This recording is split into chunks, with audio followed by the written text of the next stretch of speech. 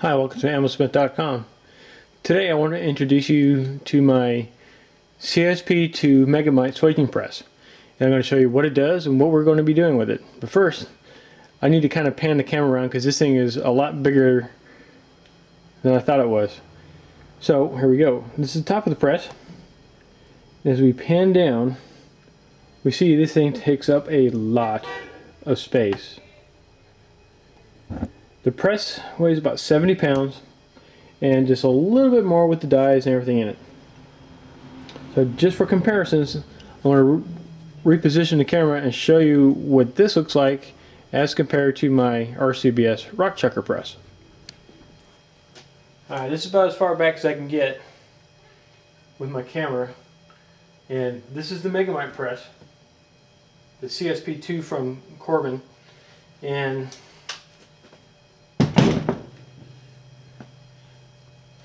there's my little rock chucker next to it. There's a huge difference. These support bars here are actually thicker than a ram on my little rock chucker. I still love my little rock chucker, don't get me wrong, but this has a specific purpose, what I'm going to use it for, just as this does. Let's show you what we're doing with it so far. What I have here is a fired 22 long rifle case. They're all over the range. But we're going to take recycling brass to a whole new level. What we're going to do is we're going to take that case, run it through our RF jacket maker, and we're going to unfold the rim of the case. We're going to make it into a nice little cylinder.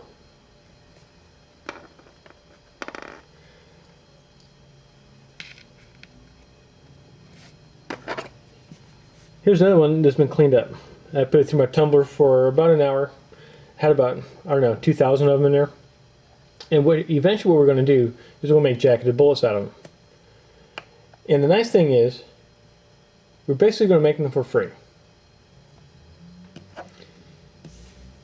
So, what we're going to do is we're going to unfold the rim. We're going to clean them.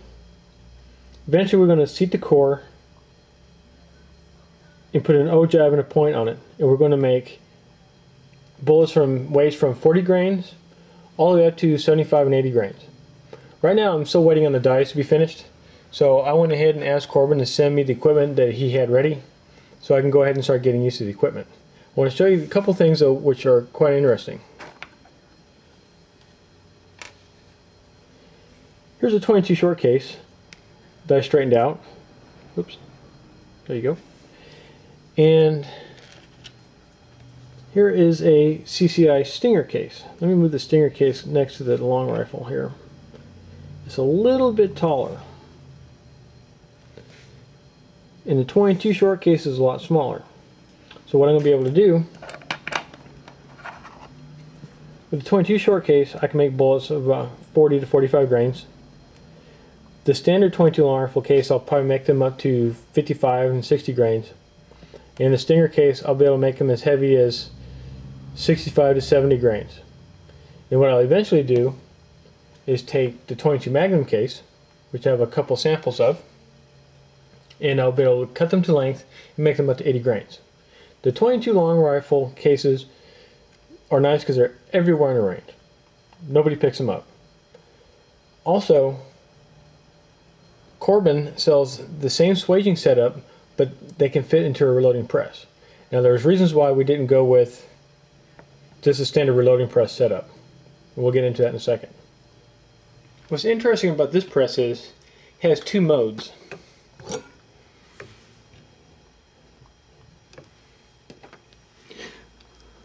When a pin is set to here, this is the swaging mode. This exerts the most pressure. When this pin is put over here, it's reloading mode. So we can reload anything from 22 Hornet up to 20 millimeter. This press will handle it all with no problems. Now when it's in swaging mode, which is here, we can make any bullet from 17 caliber up to 25 millimeter. And the reason why we got this press, or the reason why I got this press, is because I want to make partition bullets, I want to make bullets out of solid bronze. I want to make as a wider variety of bullets as I possibly can because I want to market them. And if you want to get into jacketed bullets, selling them and using them for yourself, this is a great way to go. It's a little expensive, but it's well worth it. And if you have a business, you can write it off and you can depreciate it every year. Just like with any operation where you're forcing metal from one size to the next, whether you're necking it up, necking it down, or you're completely changing what it was originally, you need lubricant. Now Corbin recommends that you use their Swage lube. It's great stuff. I've tried it, and I believe it's anhydrous lanolin, which has been used for years in the swaging business. But I tried this with sizing some 220 Swift cases, and it works great. Very little oil dense, but I'm still going to stick with my Imperial sizing wax for this purpose. But for here, we're going to use this to take some 22 rimfire cases and turn them into jackets. And we're going to do that here real quick. But let me give you a tour of what this thing actually does. So what we have here is the post which the rimfire case is set on, and this pushes it straight through the RF jacket maker die. This is the RF jacket maker die. It's in a adapter because this takes the hydro press dies. This takes the real big suckers. So what we do here is we force the case into here, it unfolds the rim, and it pops it out the top. When it comes out, it's a jacket. It's not exactly ready to use yet because it has to be cleaned again, and they have to be measured and weighed for the best consistency. So what I'm going to do is I'm going to take a case, I'm going to lubricate it. Doesn't take much. You still get oil dents on it, and you don't get them around the body, you get them right where the neck is. Place it on the post, and it's going to force it up through here.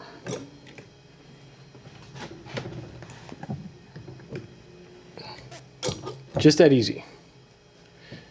It's actually easier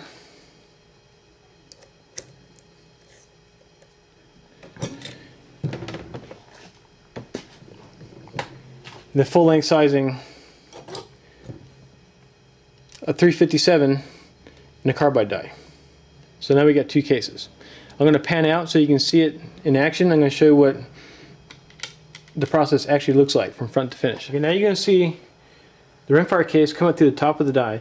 The die holds about 3 of them. The first one goes in, then the second one goes in, and the third one pops out the top.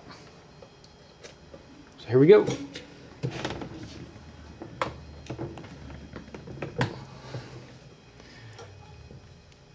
There's a de-rimmed case. Grab another one.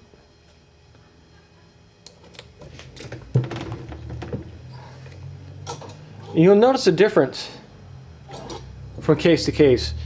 Some brands are a little harder or a little thicker than others, and every once in a while one will get stuck on the post, and they're fairly easy to get off. But that's basically it. I've done a couple thousand of these so far, and I have a 5-gallon bucket of them to go through. So I'm going to be making a lot of these.